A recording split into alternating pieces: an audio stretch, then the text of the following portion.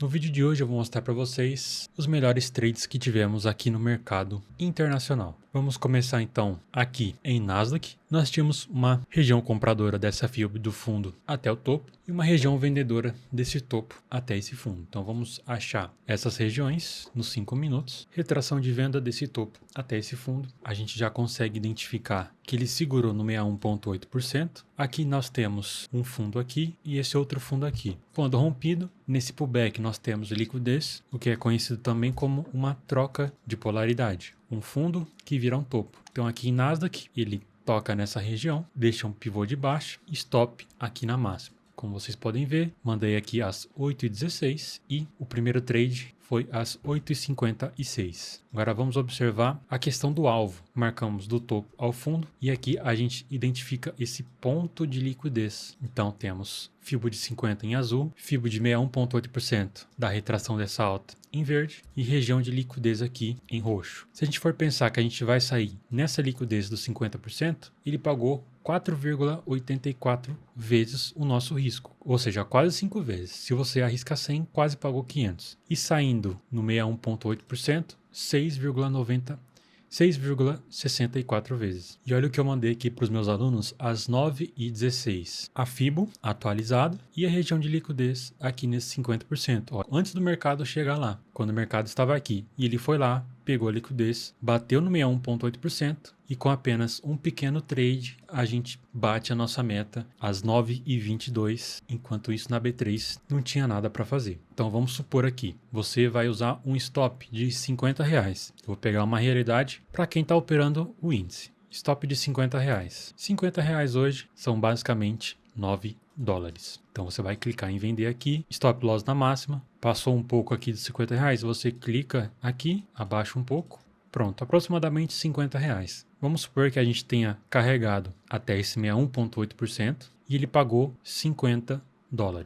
Então com um stop de 50, ele pagou $50, R$270 com risco de 50. Esse é o poder do mercado americano. O que eu postei hoje no Reels seria uma compra que eu tinha feito aqui e carreguei até o 61,8% dessa movimentação de baixa, carreguei até aqui. Aqui nós tínhamos também esses dois fundos, então um ponto de liquidez perfeito. E como eu tinha batido a meta, eu não operei mais, mas olha só o nosso gatilho aparecendo exatamente aqui, ó. Pivô de baixa na região de liquidez com FIBO. Então aqui nós poderíamos subir comprado e depois descer vendido. Stop aqui na máxima, chegou até a romper fundo, pagou 5 vezes, mas o mais seguro seria sair mais ou menos por aqui nessa briga de região de liquidez que inclusive o mercado segurou também anteriormente. Então vamos colocar os possíveis trades de hoje, essa venda aqui no 61,8% e também essa compra e essa venda. De tarde podemos ter essa FIBO do fundo ao topo, você pode ver que ele segura aqui nos 50%, pega a liquidez do topo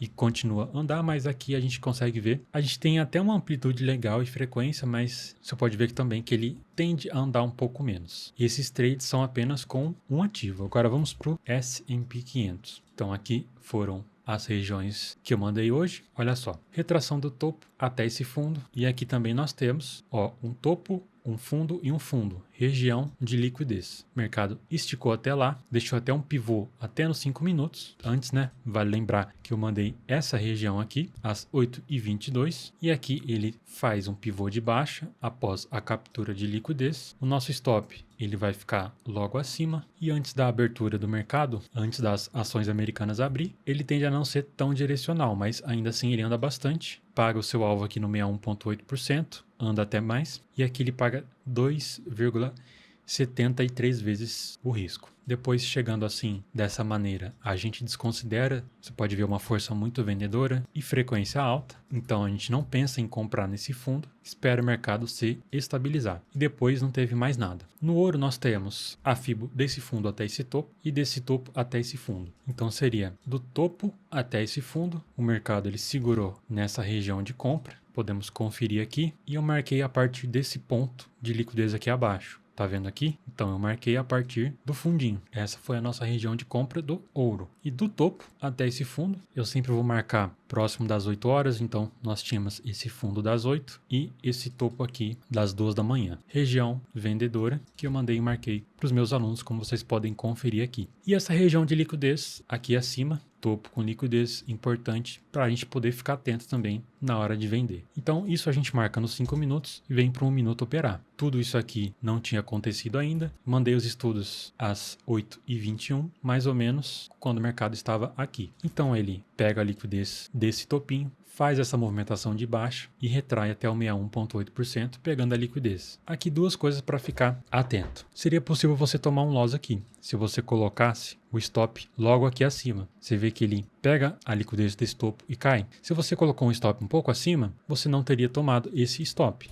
Mas mesmo tomando esse stop ou não, aqui nós teríamos mais um trade, que ele chegou a pagar 4 vezes o risco. E se você tivesse se posicionado aqui, ele teria pago 7 vezes o risco. Trade muito simples, sem segredo. Aqui ele faz essa movimentação de alta, falha a estrutura de alta, dá para vender aqui tranquilamente. E aqui a gente consegue ver que desse fundo até o próximo topo, a gente tem essa área segura para o preço se movimentar. Então, você vai mover o seu stop quando ele minimamente bate em um topo quando você está vendendo. Então, vendeu aqui, tocou no topo, pegou a liquidez, você já pode proteger, só que aí ele desce direto. Então aqui nós temos uma margem de segurança muito boa. Da mesma forma que se aqui ele continuasse subindo e fizesse um pivô aqui, o topo está aqui, então ele tem bastante para se movimentar. Porque se ele rompe e vai fazer um pivô exatamente em cima do topo, ele pode brigar aqui nessa região de liquidez. Então essa foi a primeira região de venda no ouro que respeitou. Depois ele vai para a região compradora. Vale lembrar que é desse topo até esse fundo, então ele faz a movimentação de alta, retrai até o 61,8%,